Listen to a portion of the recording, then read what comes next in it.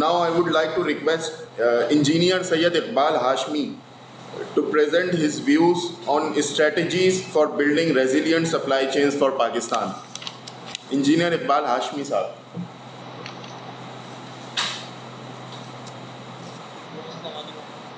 Assalamu alaikum, and thank you, Professor Dr. Jamil Khan Saab, for inviting me on this occasion. And with your permission, I'll start my presentation. Mustafa, will you run my presentation or should I run from here? Because Sir, you are sharing screen. sir, you are now allowed to share the screen. Yes. So please put off your sharing screen. Okay, I'm allowed.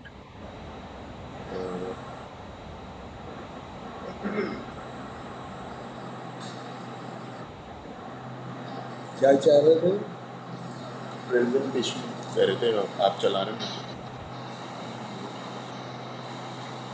Okay, with the permission of Mr. Chairman, I'm starting my presentation on strategies for building resilient supply chain for Pakistan.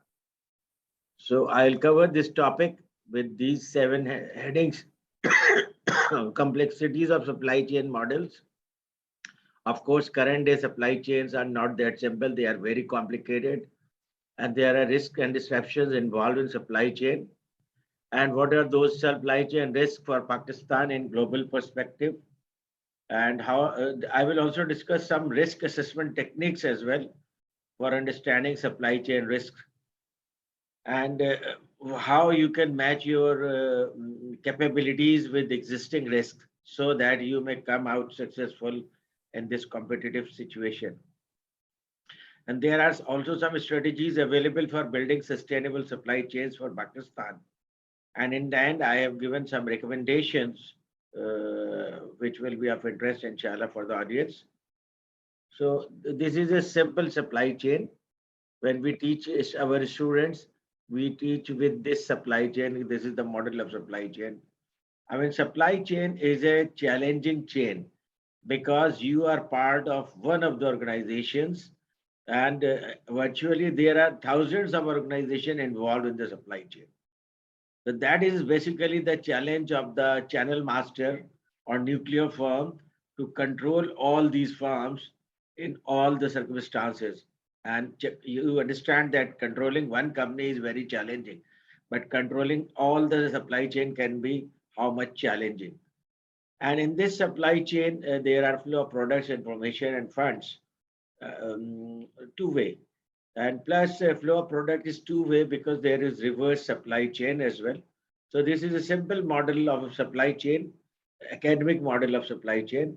But in reality, this is an actual supply chain of a computer company, and you can see that Dell has to import these products from all over the world, almost all over the world, who are good in technology, all these components, to assemble this and send it to their customers all over the world.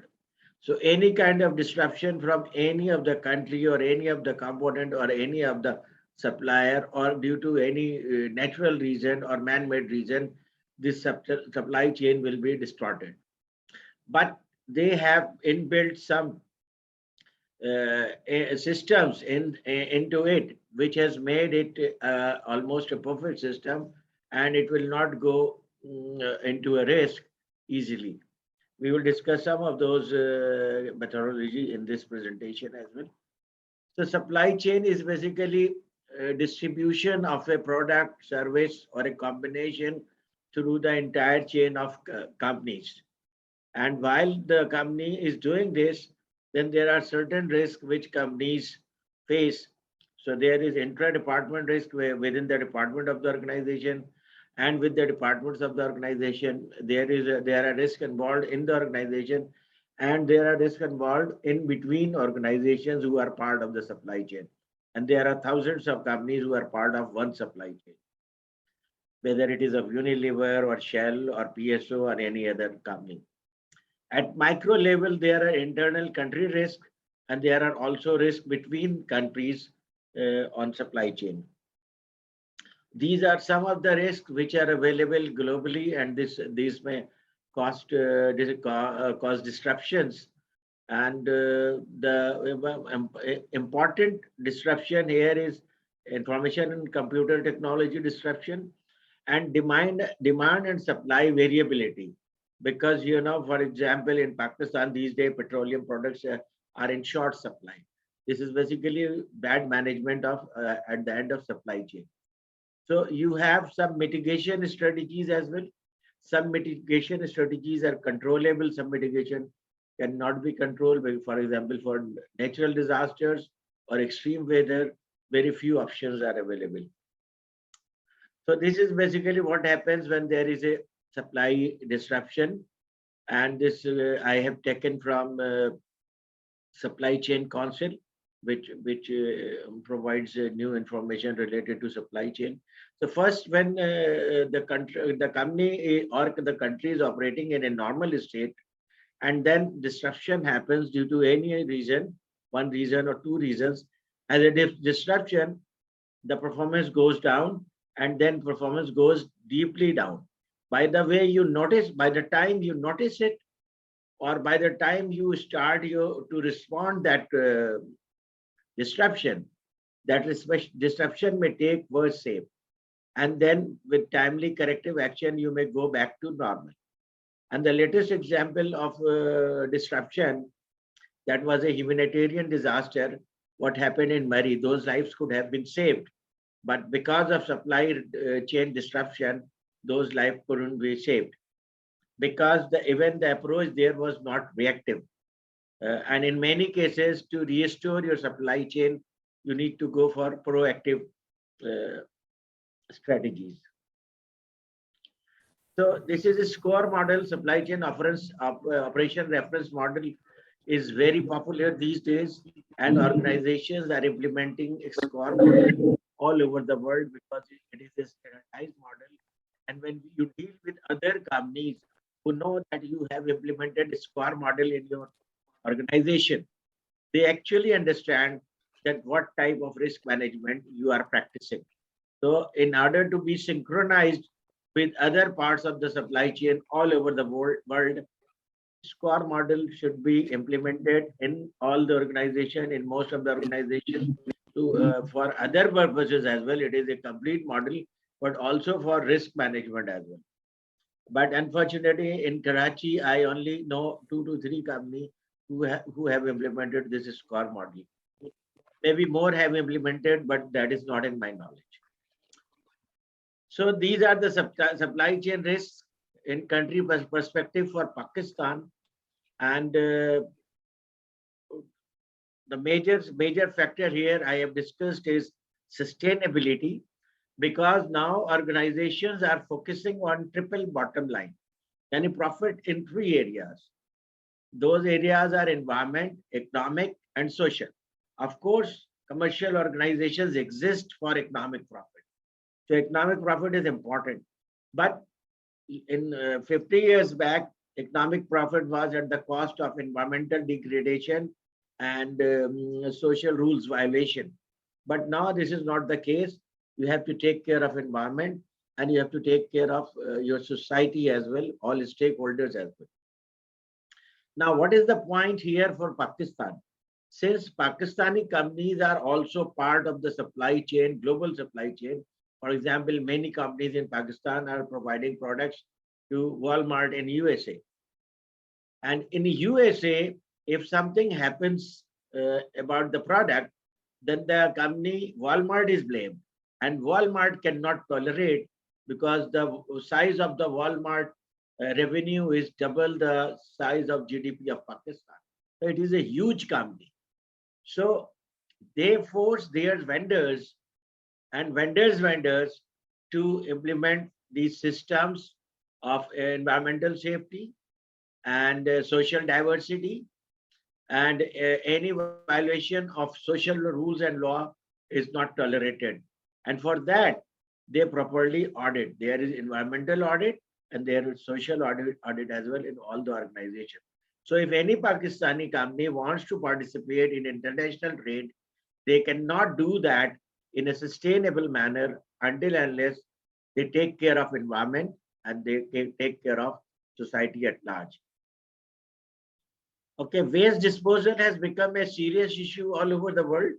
And in European Union, this is law that all electronics items, when purchased by a customer, the disposal of that, burial of that electronic product is the responsibility of the company.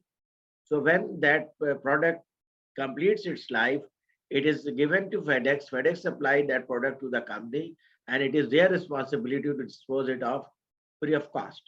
So in future, if Pakistan has to meet such a requirement, then Pakistan has to invest in reverse supply chain. And reverse supply chain is something in which most of the companies don't have even awareness level knowledge. And then water preservation is important. Water is scarce. Pakistan is among lowest 25 countries in the world who will face drought-like situation in next 10 years. So water preservation is a serious issue. Not only, even if water is available, companies are now focusing on using less water. And there are examples of multinational companies who are very successful in doing the same operation with lesser and lesser water. Terrorism is a serious issue, and against terrorism, you need to take certain steps as an organization. So I will discuss this later as well. And then agile, lean, and just-in-time supply chain. These are very good concepts because you perform with less resources. But at the same time, when you perform with less resources at the time of disruption, you don't have any extra or additional resource to manage that disturbance. So in order to manage that disturbance, organizations have modified these concepts of agile, lean, and just-in-time. Just-in-time is very successful in Japan. In America, it has been implemented with some modification. They put in automotive industry, they put inventory for 1 week. But in Japan, they put inventory for 1 day only. So a major issue is control on supply chain and extended supply chain, because those are different organizations. That is also a serious issue, that how entire supply chain is integrated. And recycling, reusing, reducing are all environmental concern, and companies are being forced by nucleus company that they should do this. So even in Pakistan, if some company is not following environmental regulation, they are forced to follow environmental regulation because they are working with some nucleus company who have such policies about their vendors.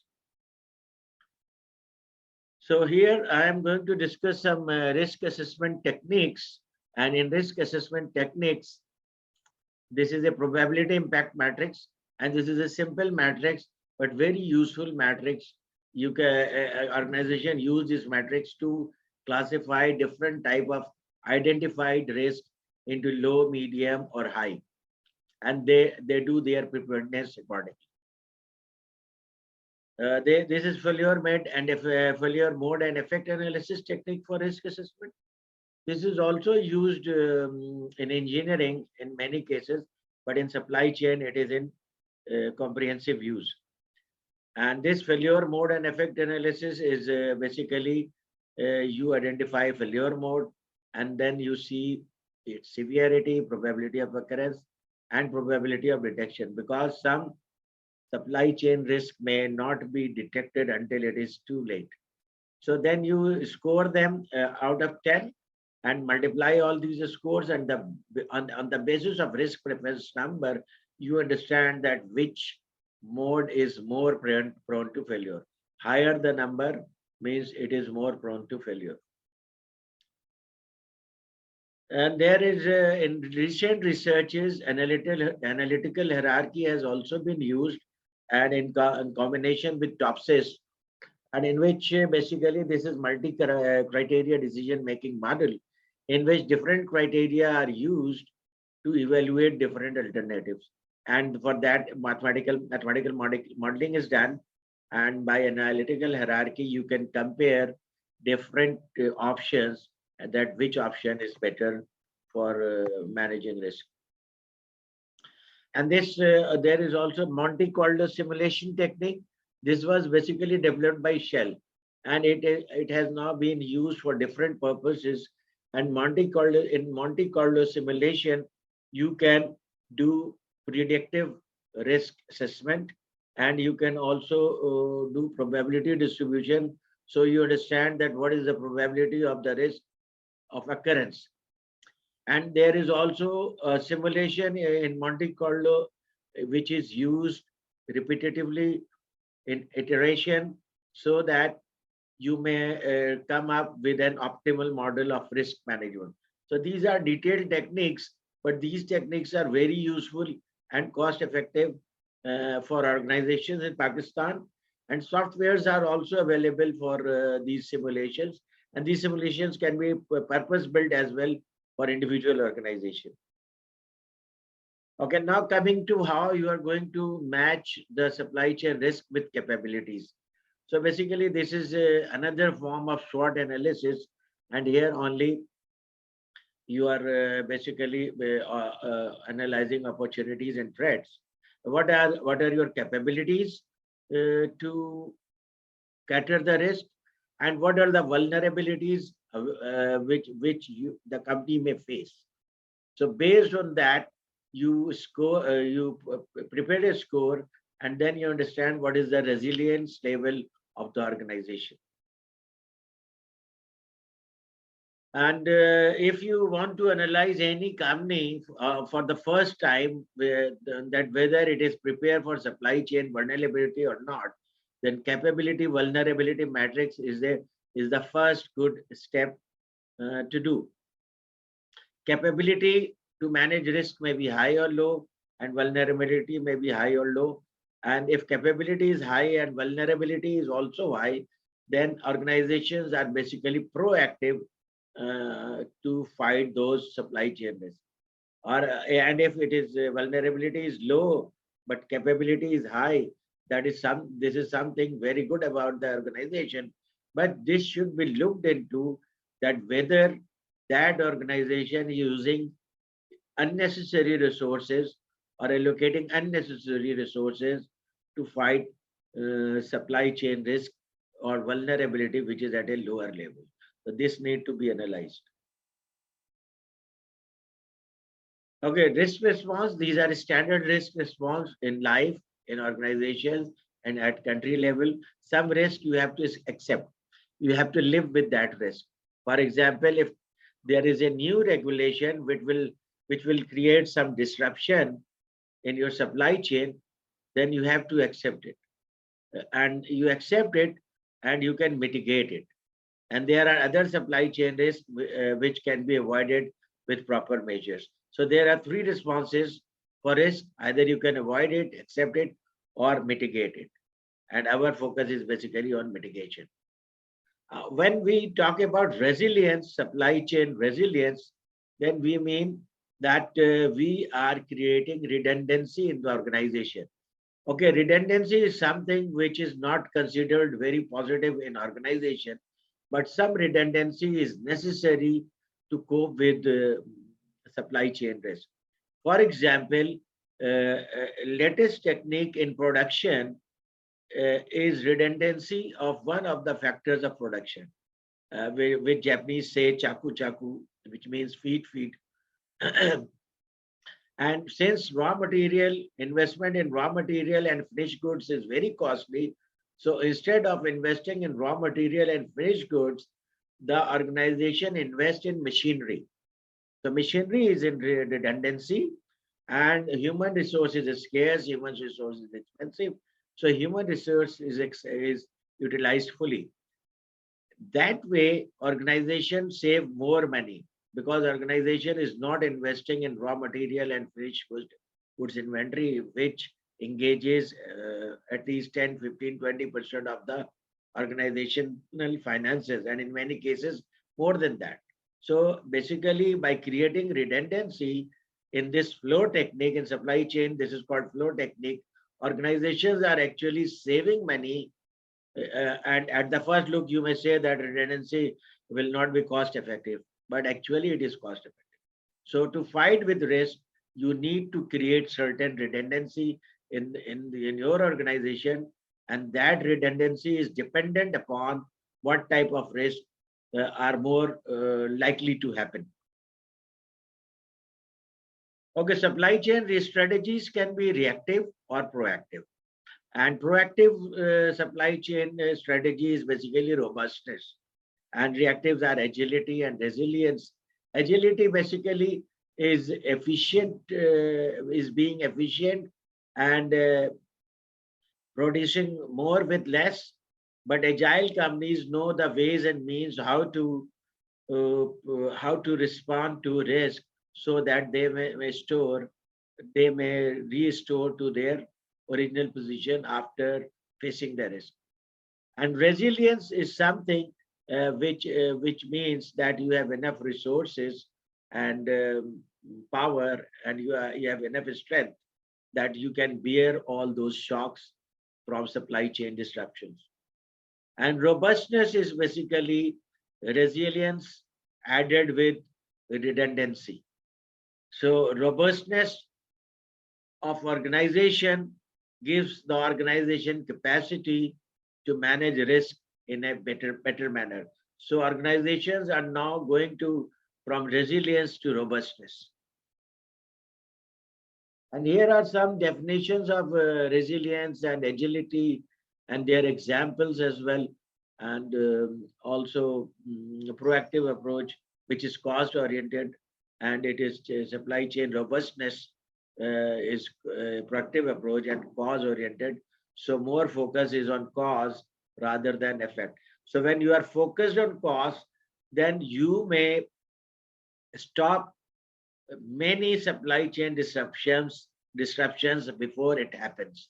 So it is much better way compared to uh, resilience. But robustness is basically resilience added with redundancy. Okay, resilience provide you sustainable competitive advantage, and this we have seen in the tsunami of Japan in 2011, which created disruption, and it created disruption for one whole year, entire year, for Japanese suppliers, and they lost market because of that, and because they were not resilient at that time. They were resilient, but they were not having redundancy, and they did not spread their risk. So when you want to create a sustainable competitive advantage, then it is necessary that you need to invest in risk management techniques of resilience and redundancy. Okay, so this I have given it in the graph as well, in this diagram as well, that what is resilience. Resilience is basically ability to resist any bad happenings, any supply chain risk, and quick recovery from that. Okay, supply chain robustness can be active or passive. Active means you have actively made the system which can fight the supply chain risk. And passive means it is inherent, it is inbuilt, and whenever there will be risk, the organization will be able to sustain that.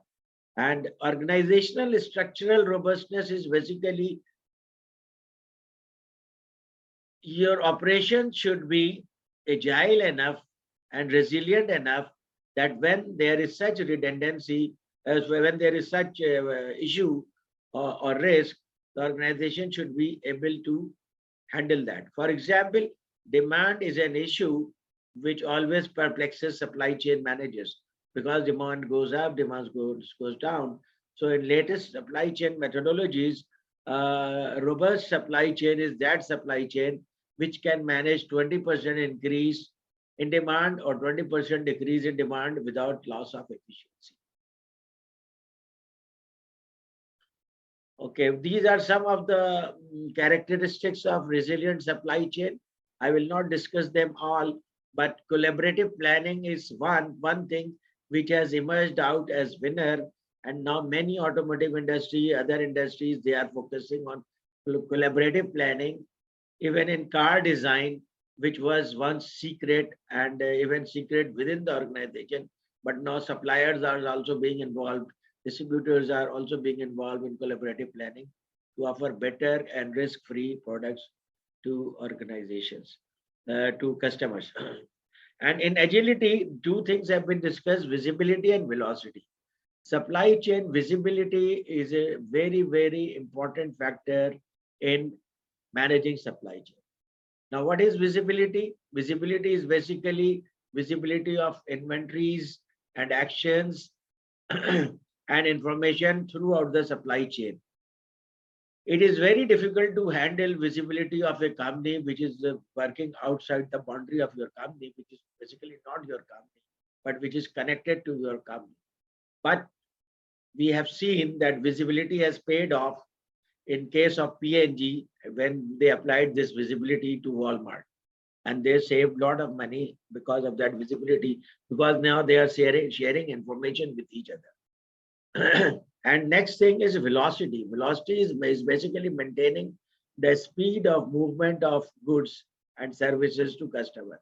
Because if you will not manage this velocity properly, this will get accelerated or decelerated, and that will result in bad customer service or either shortage of inventory or surplus of inventory. And in the last, I have written some recommendations as well, so that the audience may be benefited from that.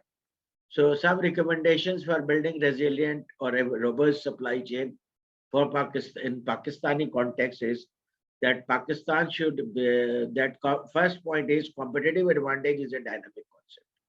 It means it keeps on changing with the passage of time.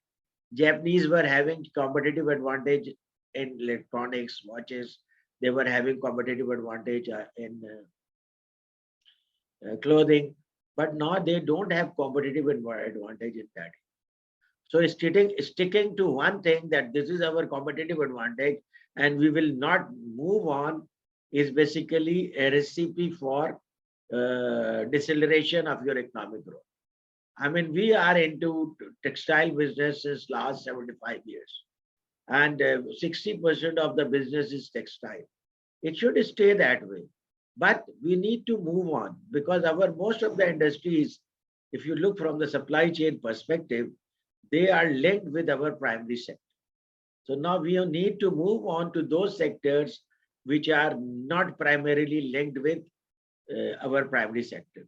That will also diversify our risks related to supply chains, because our primary industry, when you are dependent upon primary industry, then your performance is also dependent upon primary industry. And the perishability of primary industry products or raw material is an important concern, because then you cannot store your value and you cannot sell your products at the most opportune time. So basically in Pakistan, on this concept, strategists have not worked in government sector. We need to look into that what are the areas in which we have competitive advantage, and particularly in engineering sector, which is much neglected sector in Pakistan. In 1960s, Pakistan was established a bearing company, which was the first in Asia, not after Japan, but we couldn't take advantage of that. So we need to move into machineries, heavy machineries, and engineering products. Without engineering, you cannot build a sustainable supply chain. You will be dependent on world for your supply chain and vulnerable as well. And now in the last 30 years, if you see on the development of big companies, huge companies, those developments are either on the basis of information technology or supply chain or both. Name any big company which was developed in the last 30 years and you will find that it is a miracle of information technology or supply chain or a combination. And we are not even closer to that. And this is the fifth wave of industrial revolution. We can catch the bus here, and we can focus on IT and supply chain. In supply chain, engineers have very important role to play. And this way, engineers will come back to driving seat again. In the first wave and second wave of industrial revolution, engineers were on driving seat, but then they lost to it to chartered accountants and marketing people and then supply chain people. But this is an area, IT and supply chain, where engineers can regain their glory. So if you want to focus on Pakistan, then first you need to focus on the vulnerabilities of supply chain in Pakistan. And I was looking into studies, and unfortunately, I couldn't find any study in the perspective of Pakistan where vulnerabilities were actually studied in a sector or at country level. So now the concept of dependence and interdependence. Right now, for our supply chain, we are dependent upon Europe and America and to China and Japan. Dependence is a bad thing. Dependence is a refined name for slavery. We need to be interdependent. Interdependent means if they supply some important products and services to us, we should also some important products or services or components to them, so that they both are interdependent to each other, and we may take advantage of that. If we are only dependent, then we are at the receiving end.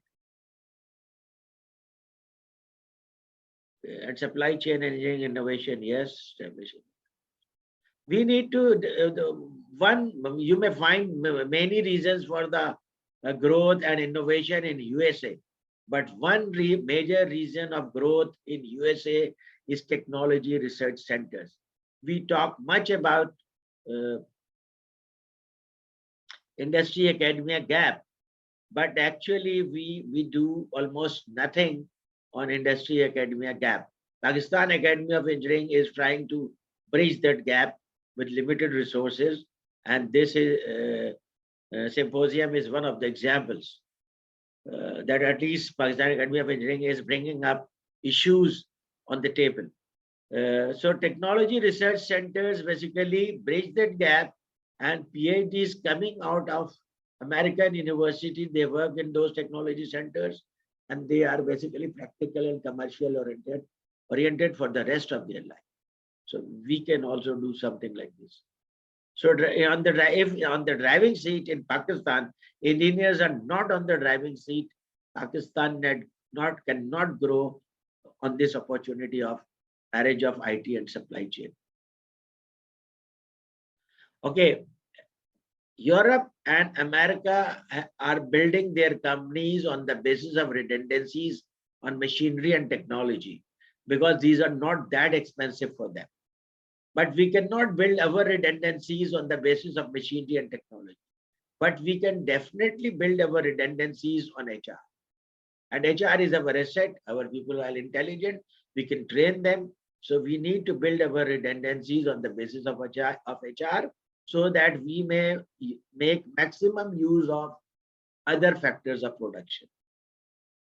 So green posture is important. Another important factor I have seen in my practical life, that in Pakistani businessmen, they don't know how to scale up their business. And one reason is that contract implementation is very difficult in Pakistan. For example, McDonald's is basically a burger shop, but they have 55,000 outlets all over the world. And that is a multi-billion-dollar business. So they know how to scale up business. In this area, we need to train our businessmen that how they can scale up their business. But at the same time, Pakistan government should help in enforcement of contracts. And the last slide, some more recommendation. In supply chain, Pakistan is facing cartel-like situation in many areas. I don't want to specify any other area, but all of you are aware that this cartel-like situation is basically creating inefficiency in economic development of Pakistan.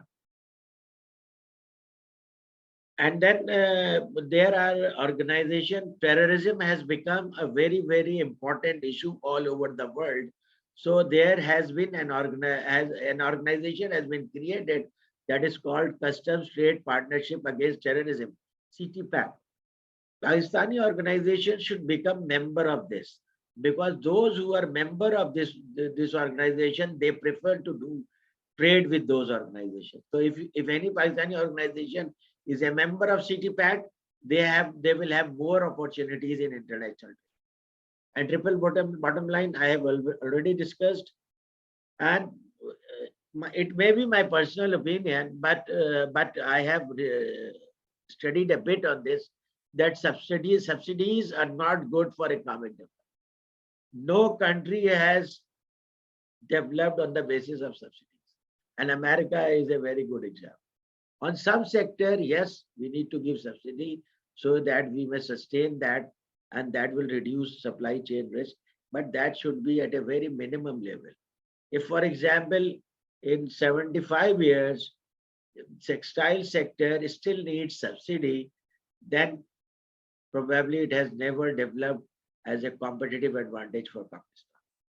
But while I am saying that subsidies should not be given or should be given at a minimum, only when needed, at the same time, I am advocating that input costs should be reduced. In Pakistan, major problem of businessmen, that why they are not competitive, that input cost is higher compared to any other country in the region.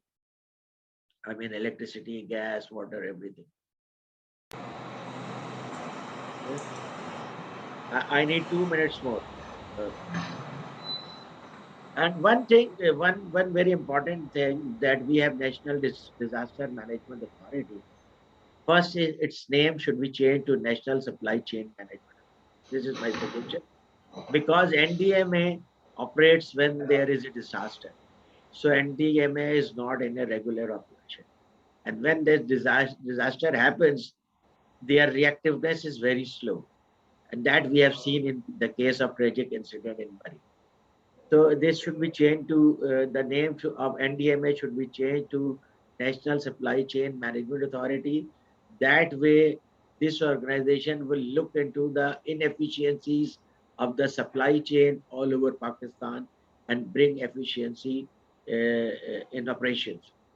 And also, while we have spent a lot of money, we don't know how much we have spent on CPEC, but partnering with China, when we have done it, so we need to take advantage of this. And we can take advantage of this by partnering with Chinese companies in terms of warehousing, assembling here, distribution, customer service, and reverse supply chain, and taking advantage of postponement principle. Postponement principle is basically when you postpone assembly to the last minute. And this way you save a lot of money in having additional inventory to serve your customer. And these are the areas where we can have natural advantage by creating joint venture or joint company with Chinese companies.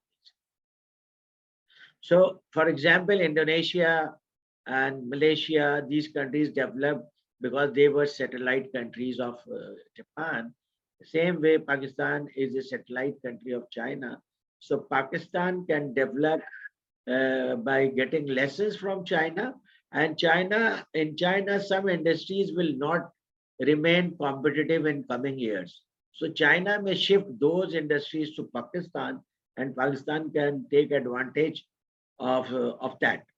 That way, China will be progressing more than Pakistan, but Pakistan will also progressing in a steady manner. Okay, and of course, our commercial attaches should be trained so that they may explore international opportunities and linkages with supply chain all over the world. So this is all from my side. Thank you very much for listening me patiently. Thank you, Mr. Hashmi, for the keynote speech.